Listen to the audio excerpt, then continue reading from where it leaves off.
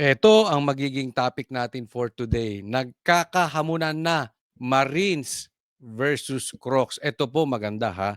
Kasi mapupunta na tayo doon sa magkakalabasan. Ang importante, pumapalag yung kabila. At syempre, lalabas lahat ng ebidensya. Tingnan natin, pag-usapan natin yan. Pangalawa, BBM, tinago na. Ay, eto na. Tumatago na ang addictus. Pangatlo, people power, nilangaw. Pang-apat, mandatory drug test para kay Bato. Ayan. At marami pa tayong sasabihin patungkol dito sa 18K, itong 18 Marines. Mai-interview po namin at meron po tayong nakuha na mga balita patungkol dito. So pag-uusapan po natin yan. Standby po kayo, okay? Ako po yung nagpapaalala bago po natin simulan itong vlog na ito. Huwag pong kakalimutan i-like tong video na ito. Muli po, napaka-importante. Kaya pinapaalala ko, napaka-importante po sa atin na magtulungan dahil merong media blackout. So, i-like nyo po itong video na ito and i-share po ninyo.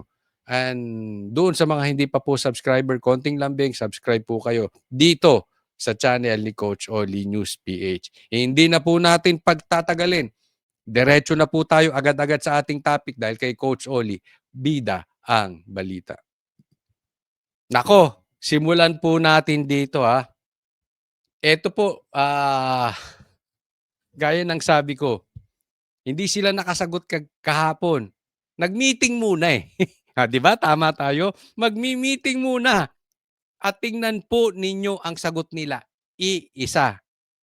So, importante na pag-uusapan natin to dahil sumagot na yung kabila. Aba, hamunan na to. Okay? Tingnan po natin ito. Bigyan natin komentaryo. Lousy script. Yon. Hindi pang award-winning. Hindi malinis. Alam mo na may kasinungalingan. Yon. Lousy script. Siyempre, itatanggi mo. Balita ko, sabi ni Chavit Singson, kumita ka daw. Meron ka ding daw budget. Hindi ko alam kung galing kay Bongbong o galing sa maleta. But of course, normal yan. Spokesperson ka ng Malacanang. Ipagtatanggol mo yon. Ang tanong, dininay nyo ba? O kinontra ninyo yung pagkakabigay ng maleta? Hindi. Basta nyo lang dininay. Of course, meron bang magnanakaw na aamin? Tanungin kita, Claire. Meron bang addict na aamin? Tuloy. Ganito tinawag ni Palace Press Officer Claire Castro ang akusasyon laban kay Pangulong Bongbong Marcos na inilahad ng mga retiradong sundalo na iniharap ni Atty. Levito Baligot. Sabi nila, naghatid daw sila ng mali-maletang pera sa iba't ibang mga personalidad at politiko, kabilang si Pangulong Bongbong Marcos. Naging kasamahan daw sila ni Orly Gutesa na nagsabi sa Senado na regular umano siyang naghahatid ng pera kina dating House Speaker Martin Romualdez at dating kongresista si Saldico. Akusasyon ni Baligod, si Marcos daw ang mastermind ng lahat ng ito. Pero tanong ng palasyo kay Baligod, So, sino ba ang nasa likod nito? Siguro dapat malaman nyo kung sino ba yung may-ari ng sasakyan na siyang sumundo sa kanila matapos ang press briefing or press con nila.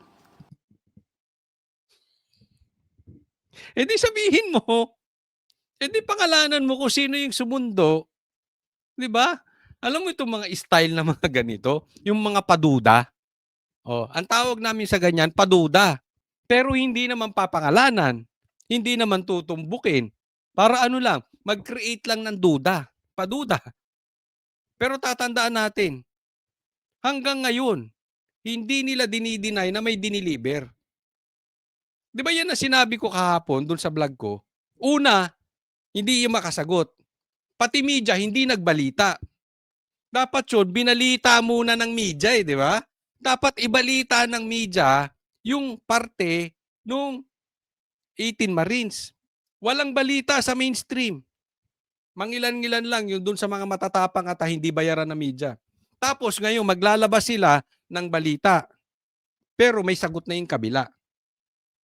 Style, di ba? Number 1. Pangalawa, hindi nila i-deny. Bakit? totoo eh. Ang sasabihin lang nila, ko-questionin nila yung credibility ng Marines, ke-questionin nila yung timing nung press con, 'di ba? Oh, babanatan. Pero i-de-deny? Hindi. Bakit? Hindi nila kaya eh. Dahil pag nag-deny sila, may ilalabas na ebidensya. So, paulit-ulit na kasinungalingan. Dapat niyo siguro malaman kung sino talaga. Alamin niyo muna. Mm. At baka kayo, I believe, hindi kayo magugulat. Same people. Huwag kang paduda. Sabihin mo na. Kasi sabi, paulit-ulit na kasinungalingan. Diba? Ganyan din yung sinabi ninyo eh. Tanong ko sa inyo, di ba i-deny nyo na addict si Bongbong? Tama or tamang-tama? Pero pag sasabihin naming addict si Bongbong, anong sasabihin ninyo? Of course, paulit-ulit na kasinungalingan. Hindi nyo naman patunayan. Ang dali naman magpa-drug test. Tapos na usapan. Ngayon din, ang dali namang i-deny. Hindi kami nagpa-deliver sa bahay, hindi kami dyan nakatira, etc., etc. Hindi nyo dinideny. Same thing. Parang yung drug test lang. Diba? Sinasabi nyo kasinungalingan. Alam nyo ba ang sinasabi? Ang pinaka malabnaw na palusot, sasabihin mo lang fake news. Oo, sasabihin mo lang, fake news yan. Fake news yung sinasabi nila. So, hindi mo kailangan magpaliwanag, hindi mo dapat sabihin, hindi mo kailangan i-deny, hindi mo kailangan patunayan na hindi totoo yung sinasabi. Basta sabihin mo, fake news. Paduda, bahala na kayo mag-isip. Basta para sa amin, fake news yan. Di ba? Ganyang kalabnaw ang sagot ng palasyo. Same thing kung paano nila sinagot yung sinabi ng kanyang kapatid mismo na adik si Bongbong Marcos. Di ba? Malabnaw. Sabaw. Hahayaan daw ng Malacanang ang mga nararapat na ahensya ng gobyerno na umaksyon laban sa anilay fake news. Nandiyan ang NBI. Yung sabi ko, fake news na naman di ba? So ito, mananakot sila. Hindi na binabalita ng mainstream media, ha? Kayo mga vloggers, manahimik kayo. Kasi, andyan ang NBI. Kayo ang mga Marines, mabakla kayo. Maduwag kayo. Bakit? Andyan ang NBI. Di ba? Ito, pananakot na ito, chilling effect to gagawin nila. Anong sinabi niya? Ano sabi ko sa inyo? Hindi nila i-deny. Sasabihin lang fake news. Tandaan nyo yan parati. Pag hindi nila kaya i-counter, sasabihin fake news. Kasi kung kaya nila i-counter, pwede niya sabihin fake news kasi ito yun. No? Nakita nyo may mga lumalabas na may mga pictures na may mga bag? Hindi ko po pinost yun. Bakit? Alam ko fake news eh. Hindi po. Kaya kay Coach Oli, umasa kayo, totoo balita. 'Di ba? Yung mga biktima raw ng may mga bag, alam ko kitang-kita naman AI eh. Hindi ako papadulog. So dito kay Coach Oli, tama 'yan. Hindi tayo sa mga ganyang fake news. But anyway, pwede mo naman sabihin fake news 'yan kasi ito totoo. Pero pag sinabi lang fake news, wala naman. Wala. Malabnaw. Meron andyan ng NBI. Nandiyan ang PNP. Diyan ang PNP. Dapat malaman nila to. Obligasyon nila na kasuhan ang mga nagpapakalat ng fake news. Dapat pa ba silang utusan? Hindi po. Obligasyon ng NBI, PNP, DOJ. Ayun. So, ibig sabihin, dadating. Darating. Asahan ninyo. Kakasuhan. Bakit? Dahil fake news. Tanong, dininay ba nila? Hindi. Pinatunayan ba nila hindi totoong nag-deliver kay Bongbong Marcos sa bahay niya mismo sa Forbes at sa bahay niya sa Paway, sa Ilocos Norte? Hindi. Anong sabi? Fake news. Obligasyon nyo yan. DOJ, NBI, police, kasuhan tong mga to. So ano? Parang ano sinabi?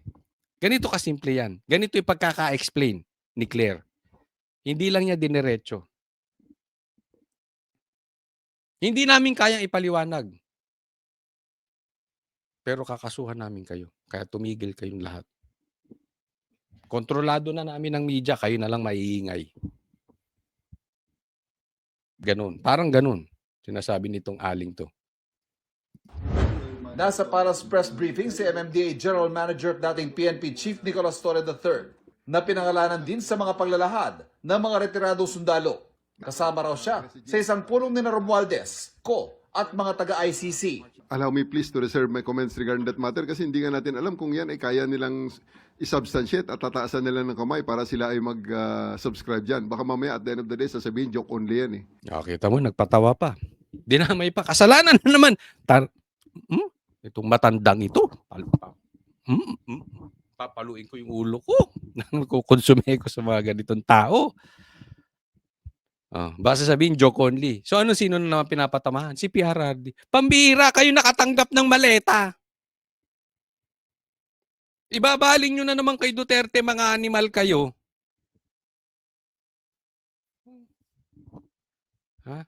Ngayon, sabi ni Claire, responsibilidad nyo mga pulis. To PNP chief, di ba? So, hindi nila i-deny, sasabihin lang fake news at kakasuhan ng pulis. Eto, ex-PNP chief, dinideliveran din ng maleta. Sino pa? DOJ. Yung dating SOJ, si Boying, binanggit din. Malawakan tong sindikato, kayo-kayo eh. Di ba papakasuhan nga sa ombudsman? Papaimbestigahan sa ombudsman? Isinabit na daw o isasubmit sa ombudsman? Sabi ng mga Marines. Ano asahan mo sa ombudsman si Boying? Pati nga si Boying di ba? May kinalaman sa ICC. Pambihira naman, no? Anong nangyayari dyan? Di ba? So it's really non-issue right now for me because hindi naman akong bida dyan. Oo, hindi ikaw bida. Pero ikaw, sa tingin ko lang sa tingin ko, pag upo ni BP Sara, ikaw ang bida. Kaya ako unang tatawa. Ay, sasamahan niyo ako. Pag nakaupo si Sara, kaya lang baka patayin. Huwag sanang patayin si Sara, no? Kasi sure win yun eh. Para sa GMA Integrated News, Ivan Mayrina nakatutok, 24 oras. Ito pa. Pinabulaanan naman ng mga nabanggit ng mga umunoy dating militar ang alegasyon laban sa kanila, sabay question sa timing nito kasabay ng pagdinig ng ICC. Sabi pa ng Philippine Navy, hindi nila naging miyembro ang ilan sa mga ito habang ang ilan dishonorably discharged. Nakatutok si Mav Gonzalez. Sa gitna ng resolusyon ni Senadora Amy Marcos na imbestigahan ang mga revelasyon ng 18 ex-military personnel, sabi ni Senate President Pro Tempore Ping Lacson, dapat i-evaluate muna kung ano ang kredibilidad ng source at ang reliability ng impormasyon nila. Pinky! Halatang-halata si Pinky. Sabi ni Amy, imbestigahan sa Senado. Kasi baka peke. Ang sabi ni Pinky, wag muna. Tingnan muna natin. Pustahan tayo. Hindi papaimbestigahan ni Pinky at saka ni Soto. Tatama na naman tayo. Baka sabihin niya nakachamba na naman tayo. Pustahan. Aayaw si Tito Soto at saka si Pinky. At ang reliability ng impormasyon nila. Ang mga ex-military personnel na ito, bahagi raw ng sistema ng paghahatid ng mali-maletang pera sa ilang opisyal ng gobyerno, kabilang umano si Pangulong Marcos. May mga portions doon na pwede na sabihing credible, pero may mga questionable. Number one, ang sinabi lang 805 billion yung napunta, yung pinamahagi o napunta kay Congressman Saldi. Nag-abogado na naman si Pinky. Halatang-halata si Pinky. Ang yaman na siguro nito. Ang dami na siguro nitong nasubi. I mean, para talagang isanla mo na yung kaluluwa mo sa damonyo. Hindi po puwedeng walang kapalit na yaman 'yon. Halatang-halata, eh. Tignan mo nag-aabogado siya. Oh, paano niya in-explain? Tingnan niyong mabuti, anong sabi niya? Meron naman parte do'n na may punto sila. Pero meron ding parang kaduda-duda. Tapos in-explain niyo na yung kaduda-duda. Hindi niya sinabi kung ano yung meron silang punto. Nage-gets niyo kung paano nila kunwari balanse siya. Oh, may tama yung mga Marines. Pero may mali din. Tapos ito, ang haba na nung sinabi niya sa mali. Di dapat sana sinabi mo ano yung tama. Sinabi mo din. Pinky talaga.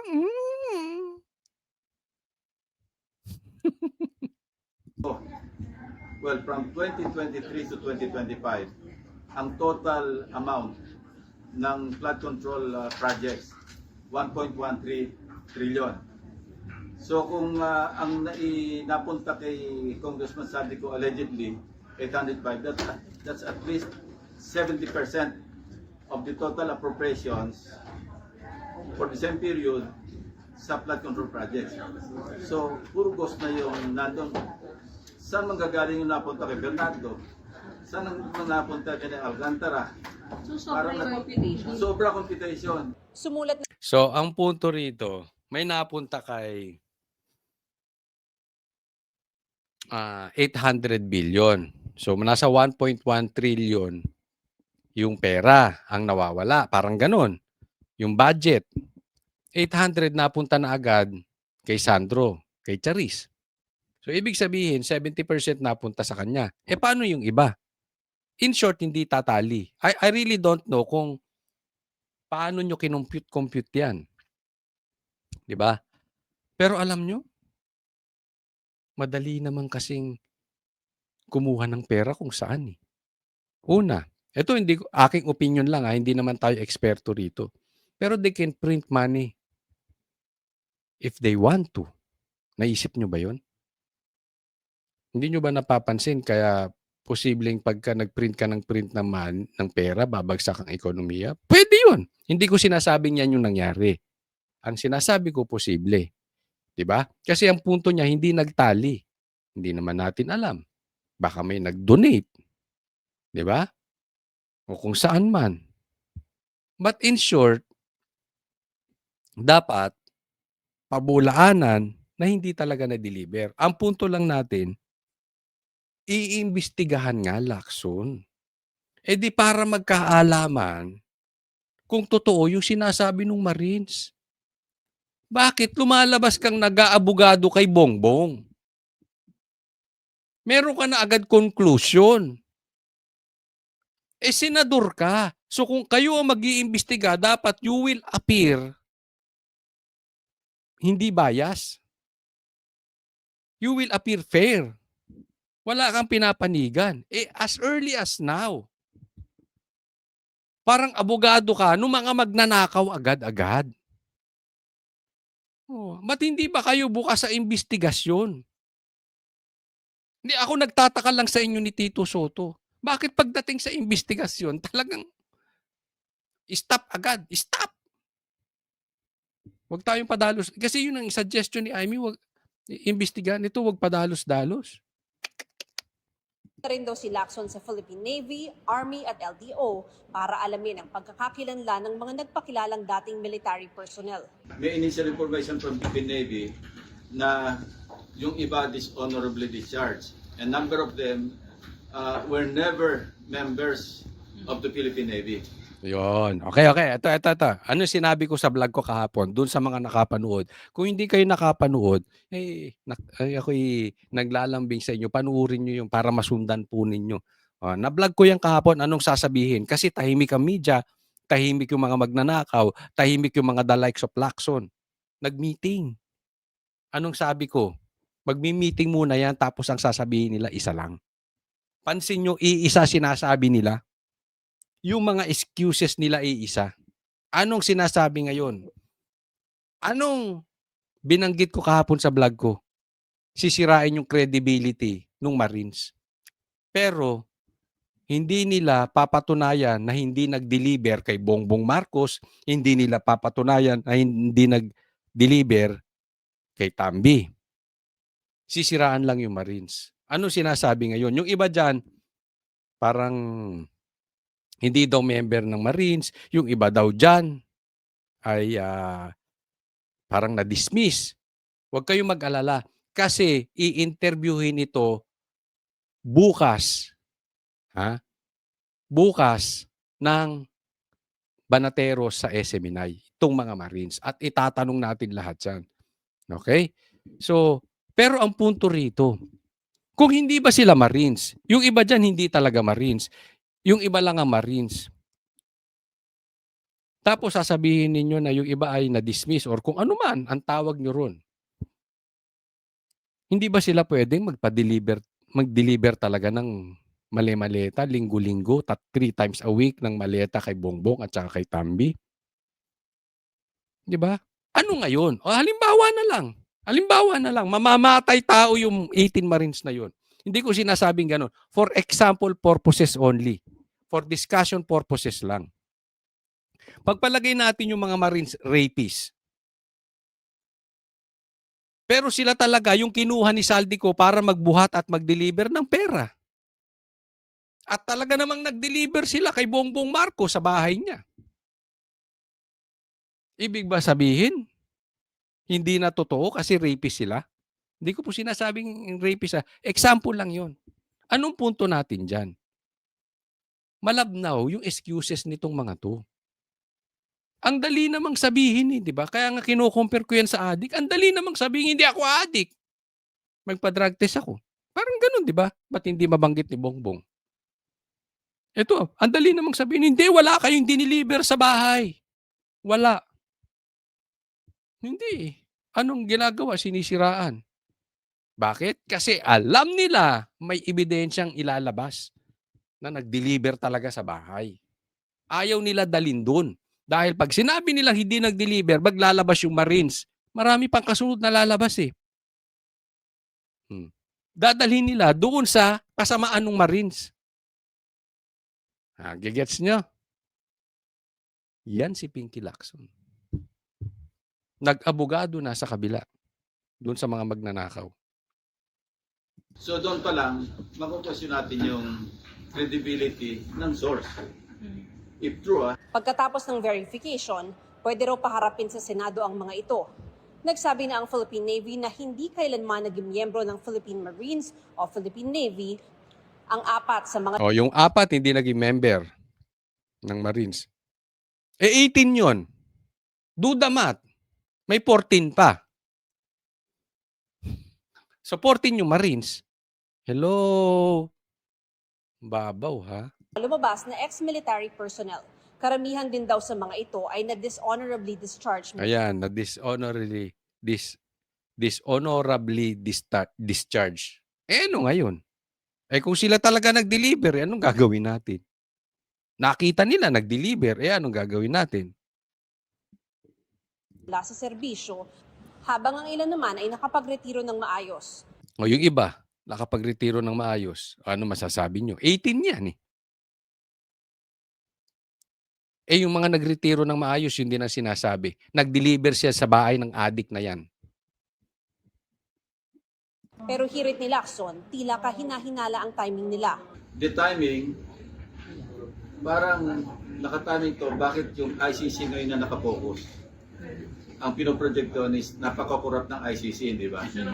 Dahil nilagyan ng $2 million allegedly through former Senator Trillanes. I mean, suspect. Yeah, kasi timing ng ICC confirmation of charges. Alam nyo, ito sa akin eh. Ano ngayon? Diba? Hindi ko sinasabing tiniming talaga nila. Again, for discussion purposes. Ano ngayon kung tiniming? Diba? Dati namang sinabi na ni Saldico eh. Sinabi rin ni Gutesa. Yung sinasabi ngayon ng ex-Marines, pinatunayan lang yung sinabi ni Saldico. At sinabi rin ni Gutesa na member din na kasama nilang nagdi-deliver ng pera na Marines din. Oh. So ano ngayon kung itiniming? 'Di ba? So be it. But still, ang nakaw, nakaw. Whether kailan mo i-announce. Hmm. Ang timing din, yung ngayon, yung February 25, yung EDSA, 40th anniversary ng EDSA. So ano yung, sa akin kung ako yung mukhang merong political color, not just political color, mukhang merong destabilization na aspect. Mariin namang itinanggi ni dating Dito muna tayo kay Lacson. Sa kanya daw, merong political color.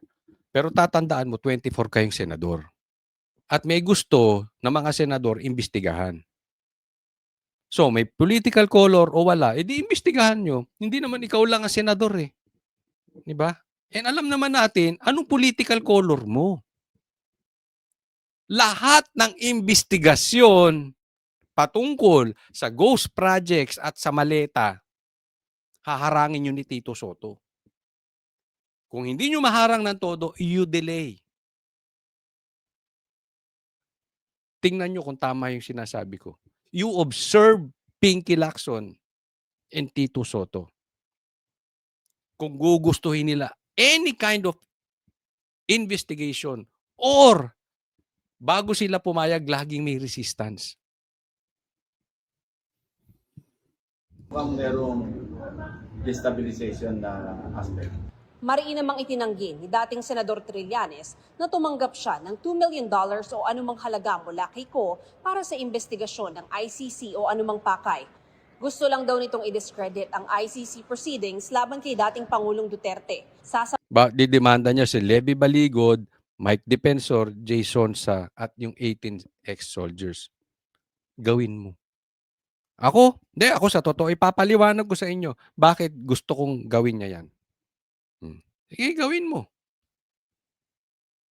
Sampahan niya raw ng kasong cyber libel sina Levy Baligod, Mike Defensor, ang 18 dating sundalo at lahat ng nagpapakalat ng kasinungalingang ito. Alam mo, bakla ka kung mananakot ka lang.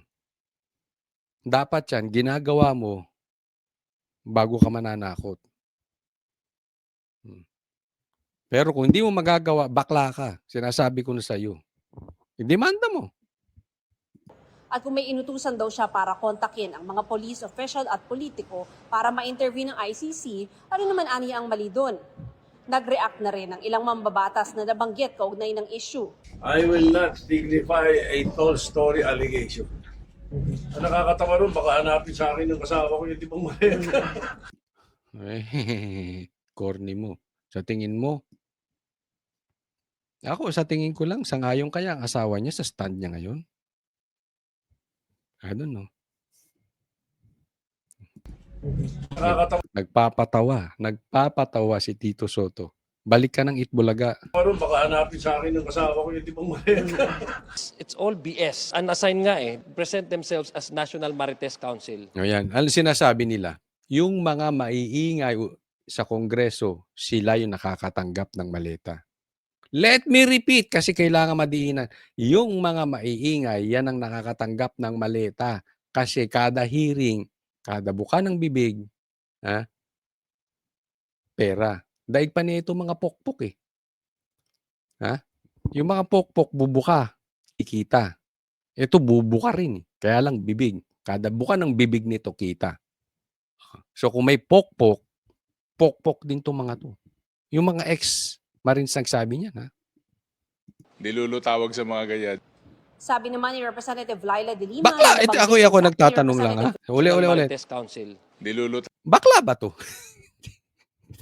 I have nothing against kasi yung siya eh. Tatanong ko nga kay Sir Jack. Kasi yung galawan niya parang bakla. Tsaka alam mo yung mga hirit niya? Parang gay linggo eh. Linggo ba ang tawag niyo ron? Lingwahe ng mga bakla. Tawag sa mga ganyan.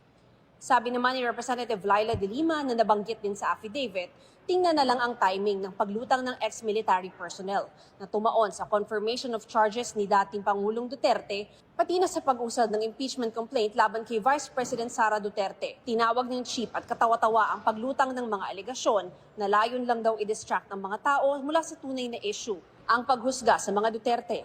Ang timing O, kita mo lahat sila, ano sinasabi? Timing, timing, timing. Kahapon yung press con, hindi nagbalita ang media, hindi nila binalita yung sinabi sa press con, inantay nila yung GC siguro, tapos iisa sila sinabi, oh, ito sasabihin natin ha, timing. Questionin nyo yung timing. O, nung sasagot na itong mga congressman, saka nagbalita yung mga media. Kasi may sagot na, pagbalita nila, may sagot na yung congressman. May sagot na yung mga magnanakaw, di umano. May sagot na yung mga kumikbak ng maleta. Galing, no? Nakita nyo? Nakita nyo anong galawan ng mga animal?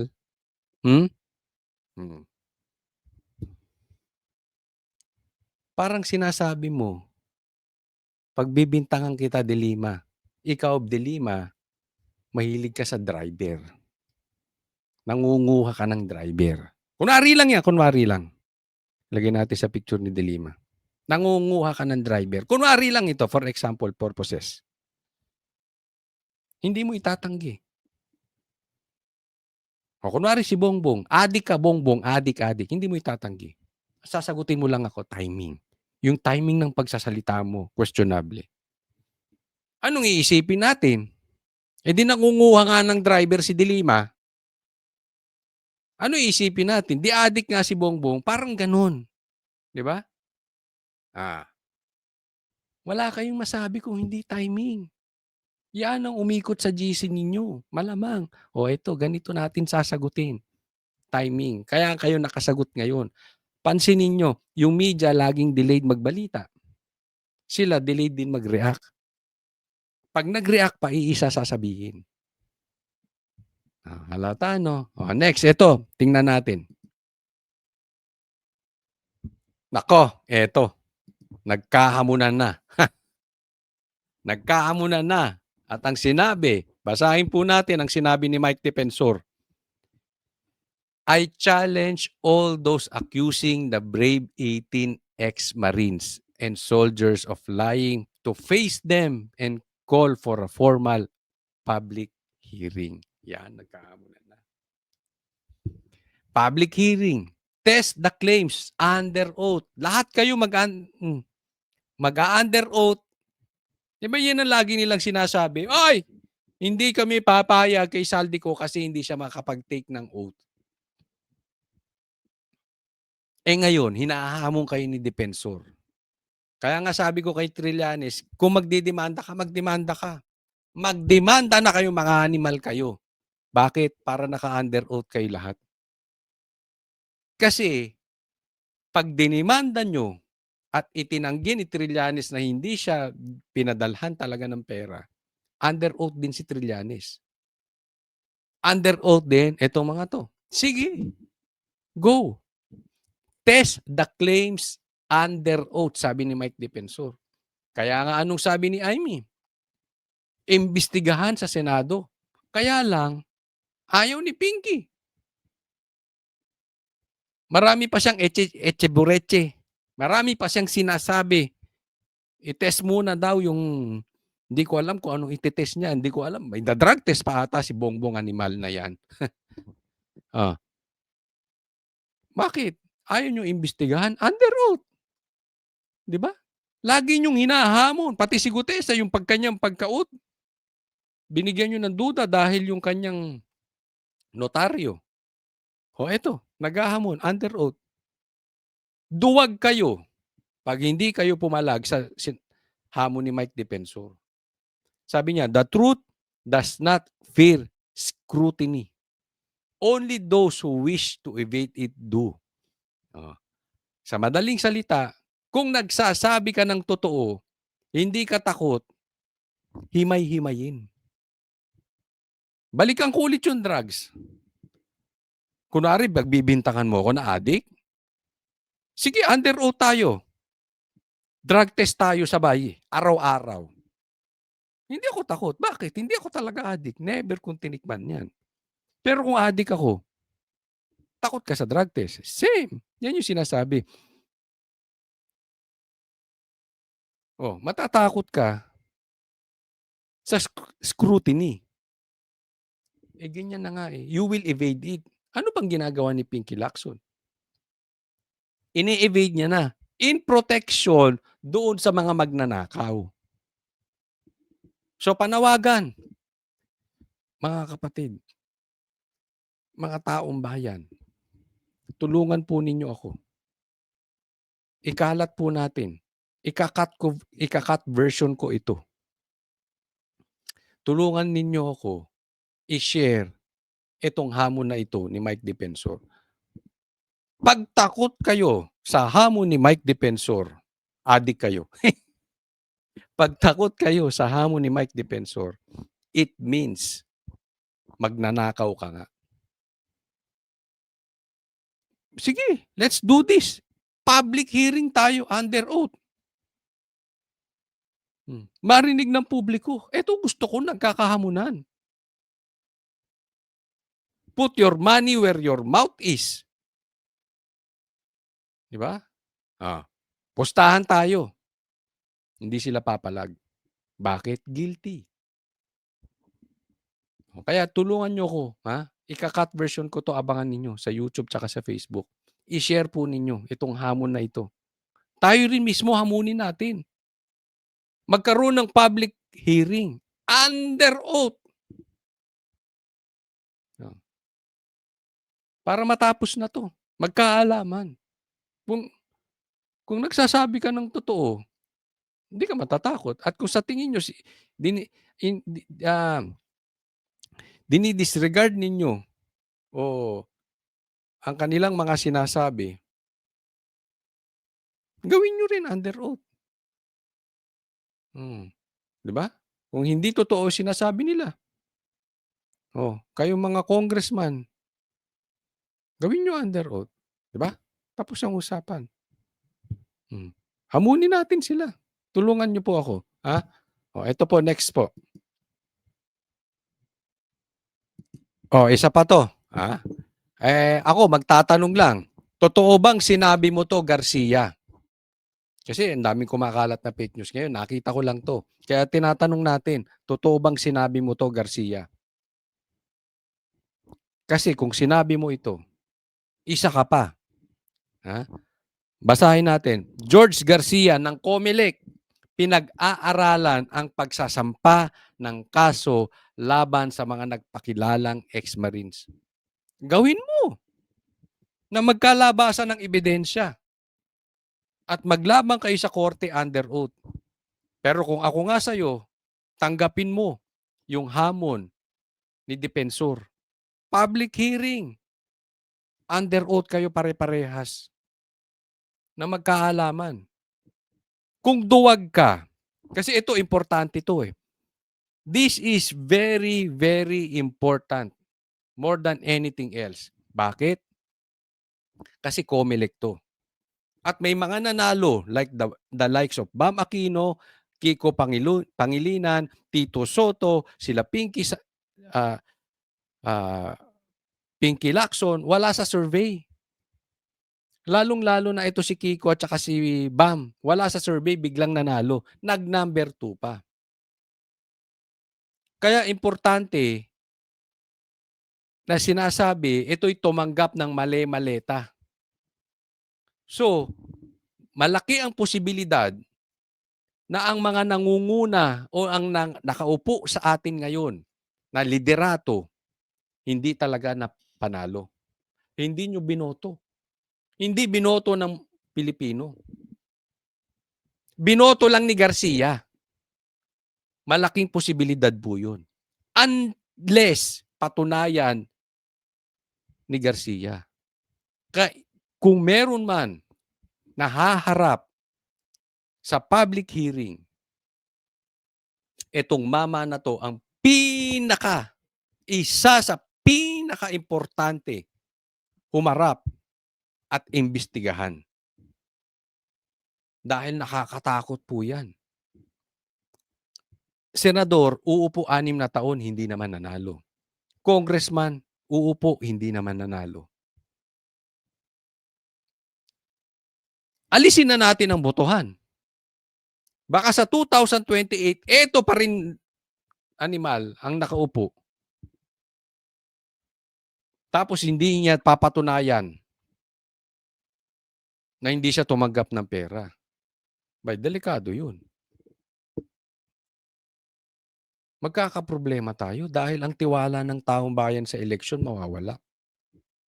Hindi na masusunod ng taong bayan. Kasi kung nagpanalo kayo nang hindi naman panalo, ibig sabihin, mandato ni Garcia yan. Hindi yan mandato na ng taong bayan. Kaya kung totoo itong sinasabi mo, sige, tuluyan mo, magdemanda ka. Better yet, kung hindi man yan totoo, magkaroon kayo ng public trial. Sumama ka, huwag kang duwag. Patunayan mo na hindi ka tumanggap ng maleta. Otherwise, yung mga binanggit ko, lalo na yung wala sa survey, tapos biglang nanalo, biglang nag-number 2 pa, peke ang pagkapanalo. It's only because of Garcia. Kung maduduwag tong tao na to, ang tanong, sige ilagay nyo sa comment section, duwag ba to? Lalaban ba to? Si Comelec Garcia. Next po. Ito si Holy Claire. Laging parang tama ito. Sige, pag-usapan natin to kasi binakbakan na naman si Sara. Walang niya. Ang problema natin, ghost projects. Ang gusto mong pag-usapan si Sara. Sige, pag-usapan natin. Type mo eh. Isip, ito ang payo ng palasyo sa mga umano'y inuuna ang politika at pagpwesto para sa 2028 elections. Baka raw kasi hindi pumasa sa kwalifikasyon ng Pangulo na isang ekonomista at marunong tumugon sa batayang pangangailangan ng publiko. At mga tao dapat na leader ay hindi inuuna ang politika kundi kung paano paunlarin ang bansa. Hindi kaya kinikilabutan. Wala na kayong pakiramdam. Wala namang kaluluwa ito. Parang hindi ba siya naalibadbaran sa mga sinasabi niya?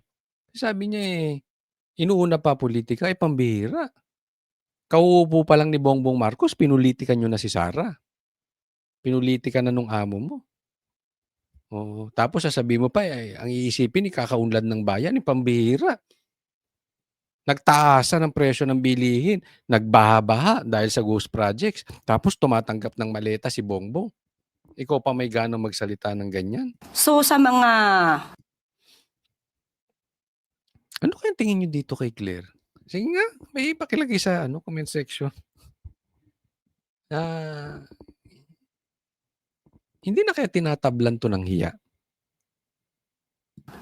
nangunguna o inuuna ang pamumulitika sa ngayon, mag-isip-isip at baka hindi kayo qualified.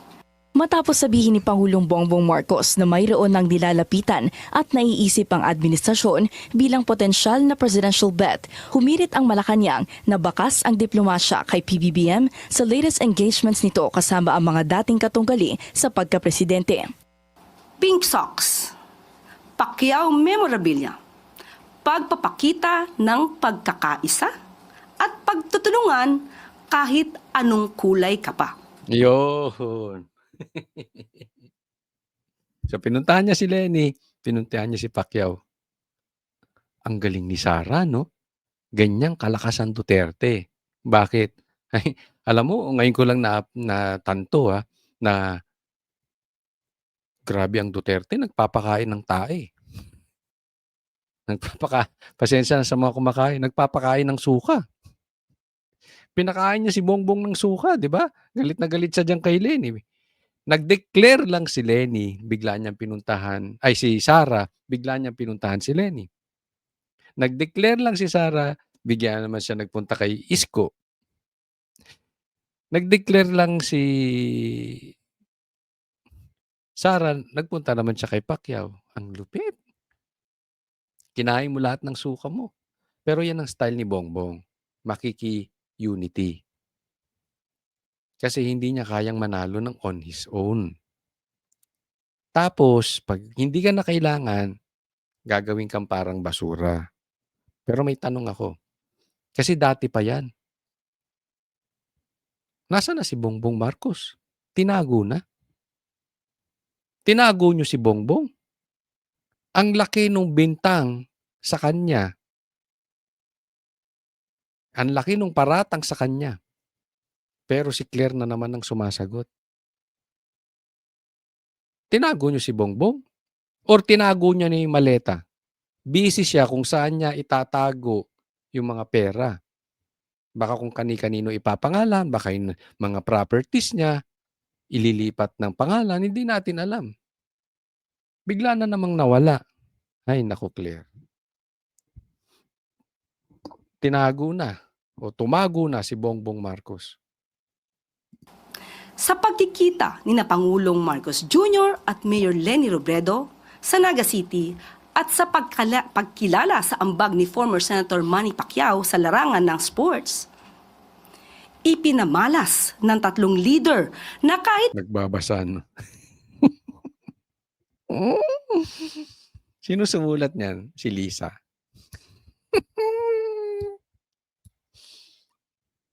naging magkakatunggali sila sa nakaraang eleksyon ay hindi ito magiging hadlang sa pagtutulungan at pagsiserbisyo para sa bayan. Hindi raw maaasahang papangalanan ng Pangulo ang mga napupusuan niya, pero nananatiling maingay ang usapin ng pagbuo ng alyansa sa pagitan ng administrasyon at oposisyon. Sa pinakahuling pagkikita ng mga lokal na pamahalaan, spotted sa social media post ni PBBM ang litrato nila ni Naga City Mayor Leni Robredo sa nasabing event. Ito wala talagang bayag to si Bongbong. Pasensya na po walang paninindigan talaga to si Bongbong. Parang hindi lalaki. Pagdating sa pagpapatakbo ng gobyerno, nagkomento naman si Vice President Sara Duterte at sinabing tila kalat ang administrasyong Marcos at hindi lahat ng cabinet secretaries ay magaling. Sagot ng palasyo, Let us look who's talking. mukhang tumama naman daw ang bise dahil bilang naging Deputy Secretary ito, hindi raw naman inaasahan ni PBBM na ang itinalaga at pinagkatiwalaan niyang hahawak sa ahensya ay aamin pala na wala siyang alam sa larangang ito. Goes vouchers, goes food packs, goes laptops, goes school materials. Lahat ng multong ito ng Vice Presidente, nung siya ay DepEd Secretary, huwag niyang ipahid kay Pangulo. Alam mo, ganito lang kasimple yan. Kung lahat ng mga sinasabi ni Claire, totoo, hindi sana malakas si Sara. Alam mo, ako naniniwala ako, malakas si Sara because Duterte siya. Given na po yun. Pero alam nyo, kung talagang totoo yung binibintang kay Sara, regardless kung Duterte siya, hindi po malakas si Sara. At kung totoong nagtatrabaho si Bongbong Marcos ng maayos, makakalimutan na ng taong bayan ang Duterte. Alam niyo ba kung bakit until now malakas ang Duterte? Dahil yung iniwang legasya ni PRRD na i-compare sa ginagawa ni Bongbong. It's just like night and day. Araw at gabi. Ganun ang difference, ang layo. Pero kung ginawa ni Bongbong Marcos ang dapat niyang gawin, yung dinoble niya, triniple niya yung ginawa ni PRRD, makakapurma ba si Sara? Tapos ganyan ang bintang nyo kay Sara? Hindi na makakapurma si Sara.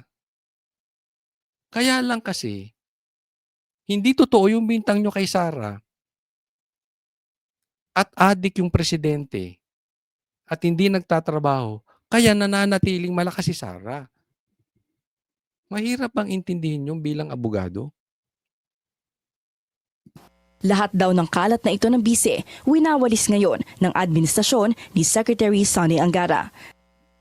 Ngayong mayroon ng mga pinagpipili ang pambato ang administrasyon, makakalusot kaya sa 2028 elections ang umano'y multo ng vice-presidente sa Malacanang. Para sa agenda, Ivy Reyes, Billionaire News Next po Channel. tayo. Ito, pag-usapan natin yung naganap na people power kanina.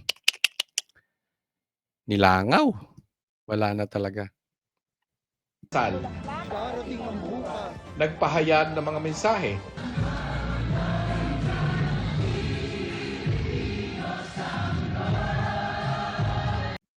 Dito mo makikita, laos na talaga dilaw. Kung malakas ang dilaw, puno yan. Holiday po ngayon. Puno yan. Diba? Langaw, oh.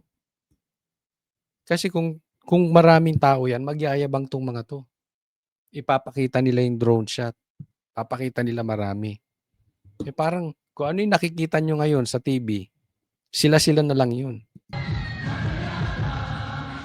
At umawit ng mga kantang makabayan. Ito bang apo ni Aquino? Ano bang nagawa nito? Hindi, baka ako hindi ko naman siya pinagbibintangan pero baka mamaya madawit ito doon sa mga ginagawa ng mga congressman na nangingidnap ng bata dinadala sa bundok. Wala pa naman kasing nagagawa ito eh. 'Di ba? Ganyan yung mga yan mahilig makipaglaban, tapos makakalaman natin magiging congressman, tapos naging congressman, lalabas. Nangingidnap lang pala ng bata na dinadala sa bundok. Nag-aabusado lang ng mga bata dinadala sa bundok. 'Di ba may mga marami ng kasong ganyan? Oh, sino bang na-i-involve sa ganun?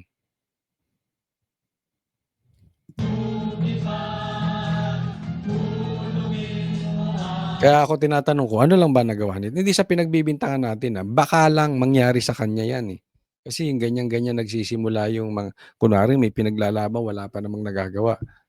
Di ba? Sa White Plains Avenue, nagtipon ng iba't ibang grupo para sa main program.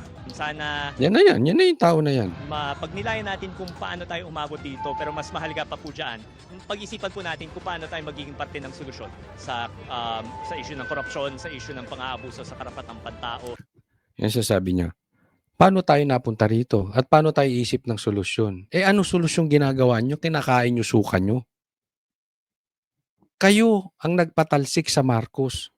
Sinasabi nyo, diktador ang Marcos, mamamatay tao ang Marcos, mapang-abuso ang Marcos, galit kayo sa mga pinatay ng mga Marcos nung martial law. Tapos sinasabi nyo, ganun din si BBM. Tapos pinoprotektahan nyo ngayon. No wonder, nilalangaw na kayo. Kasi wala nang tiwala ang taong bayan sa inyo eh. Namumuliti ka na lang kayo. Alam mo, marami akong kaibigan na dilaw at pink na totoo naman yung kanilang pinaglalaban. Kaya lang marami sa kanila disappointed na. Parang yung liderato nila, magagalit kay Marcos, biglang poprotektahan si Marcos. Akala ko ba magnanakaw yan? Sinasabi nyo magnanakaw si Marcos. Tapos ngayon kinakampihan ninyo. Dahil ayaw nyo lang mapaupo si Sara. Di ano yan? Namumuliti ka lang kayo. Kasi kung magnanakaw, magnanakaw. Whatever it is, magnanakaw yan. Kung mamamatay tao yan, mamamatay tao yan. Kung kurap yan. Regardless kung uupo si Sara o hindi. Anong pinanindigan? Kaya marami tuloy dilaw, nadi-disappoint na rin sa mga liderato nila eh. Next topic po. Ito pag-usapan natin, dapat, alam mo, sinisimulan nyo ng magkaroon ng panawagan na magkaroon ng mandatory drug test. Ito, kung ako kay Bato, ito ang sasabihin ko. It's really about time na managot na magkaroon ang mga opisyal natin ng obligasyon na ipakita sa taong bayan na sila ay fit to work. Pag-usapan natin ito. Ordinaryong manggagawa, kapag hindi ka nagpakita sa trabaho, tanggal ka sa trabaho, di ba? Same standard, same ethical standard mo dapat ay nakikita natin sa mga nahalal natin na opisyal ng bayan. So ito obviously, ang gusto niya, yung ordinaryong tao, pagka hindi pumasok, tinatanggal. So obviously, this is in preparation for BP Sara's impeachment. Kasi mababawasan. Gusto nilang ipatanggal si Bato. Kaya irereklamo nila sa ethics. Okay? O suspindihin. Hindi ko alam kung anong trip nitong mga ito. No? Pero alam naman natin ang gusto nitong mga to. So para sa kanila, dapat kung ano yung ina-apply natin sa mga ordinaryo mamamayan, yun din ang i-apply natin sa mga senador. Kasi nga, kung hindi ka pumapasok, tatanggalin ka. Bakit? Pag senador ka, pwede ka hindi pumasok, tatanggalin ka. Kung ganyan ang argumento nyo, dapat itong sasabihin nga ni Bato. Mandatory drug test. Kasi kung ikaw ay ordinaryong empleyado at addict ka, di ba tatanggalin ka? Isipin mo, driver ka ng truck, addict ka. Driver ka ng bus, addict ka. Manager ka ng isang kumpanya, pumapasok ka addict, nagngingiwi ka. Di ba dapat tanggalin ka? Tama or tama-tama? Kasi hindi natin pwedeng sundan yung argumento mong yun. Kasi kung susundan natin yan, di dapat magkaroon din tayo ng mandatory drug test.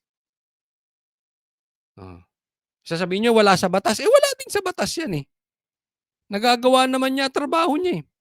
Sa katunayan nga, maraming senador. Absent ng absent eh. Maraming congressman, absent ng absent. Bakit? Pumapasok ba? Si Romualdez ngayon? O bihira ring makapasok? Diba? Kung i-apply nyo doon sa Speaker of the House, i-apply nyo sa Presidente, pwede. Patas. Gusto nyo patas, di ba? Tulad ng isang senador. Dapat nga mas mataas pa yung standard natin sa mga officials kasi pondo ng bayan ang pinangsusweldo sa kanila. Ayun. Tama ka dyan. Sasangayon ako dyan.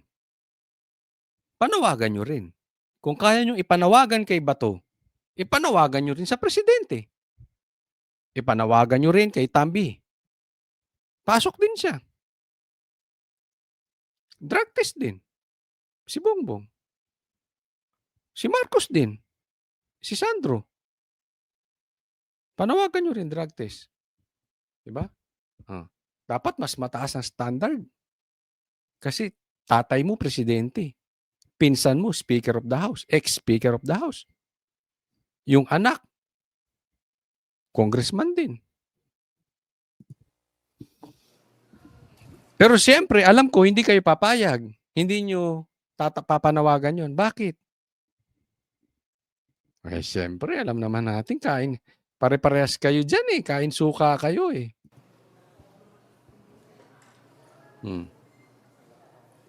Ano na? Mayroon ba rekomendasyon ng Ano ba? grupo kung anong dapat gawin o ipato na parusa para kay De La Rosa?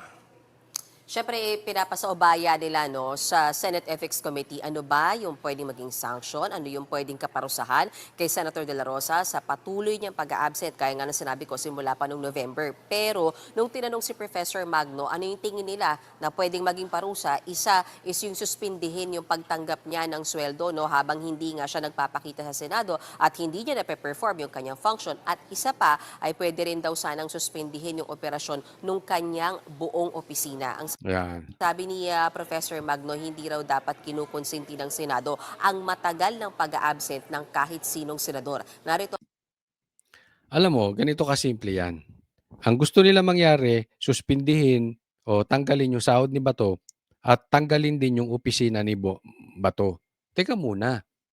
ang paliwanag nila dito, nagagawa naman ng opisina ni Bato yung kanyang trabaho. Hindi ko pinagtatanggol si Bato, ha. Kung mapapatunayan ninyo na talagang dapat at nasa batas na tanggalan ng sahod si Bato at dapat tanggalin siya bilang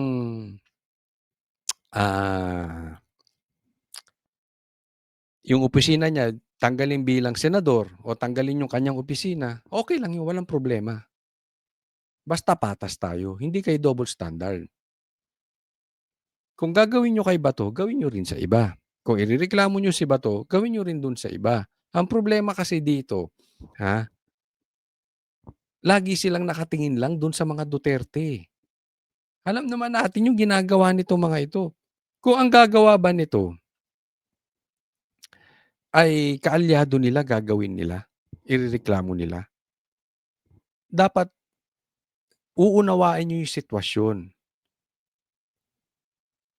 Si Bato ay may danger na kuhanin ng ng ICC.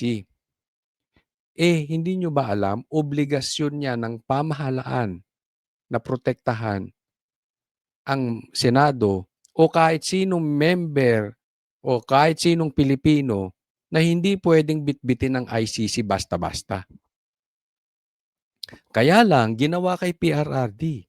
It means, pwedeng gawin kay Bato. Bibit-bitin lang si Bato, hindi dadaan sa korte natin, hindi dadaan sa due process, bibit-bitin lang sa eroplano. So kung dapat, nag-iisip ng tama itong Magno ba ito, dapat nakikita niya may problema talaga tayo sa gobyerno. Instead of being judgmental kay Bato, at kay Bato lang, o sa mga Duterte allied senators lang, dapat iniintindi niya, teka muna, may responsibilidad ng gobyerno. May parte ang gobyerno dito. Hindi tayo dapat nagbibigay ng mga basta-basta na kapwa nating Pilipino dahil kalaban natin sa politika. Diba? Manindigan naman kayo para sa Pilipino. Hindi na po ito tungkol sa kalabang ka ba namin o hindi. Ito'y dapat sinusunod. Isa ka pa, Magno, na dapat nagsasabi, Magno nga kung hindi ko kilala to na nagsasabi na dapat sinusunod ang batas ng Pilipinas. Kaya lang hindi na nasusunod yung due process Nauunawaan nyo ba? Ako, hindi ko sinasabing tama si Bato. Pero kung ako rin siguro yung senador at gaganituhin, baka gawin ko rin yung ginawa ni Bato Baka din. Hindi ko sure. Hindi naman ako magiging senador. Ang punto ko lang dito, wag tayo masyadong judgmental pagkalaban natin sa politika. Nakikita nyo naman na yung pagkidnap kay PRRD, politikang politika lang Di ba? Aminin nyo man sa sarili nyo o hindi, pinulitika ninyo si PRRD. Ginamit ang ICC. Nagpapaalala lang po, wag pong kakalimutan na i-like nyo po tong video na ito at sana doon sa mga hindi pa po subscribe po kayo. Maraming salamat po sa mga manunood and sana po i-share po ninyo tong video na ito. Lalong-lalo na yung patungkol sa Marines dahil hindi po nabibigyan ng tamang exposure sa media. Talagang hinaharang. So tulungan lang po tayo. Maraming salamat po. God bless everyone.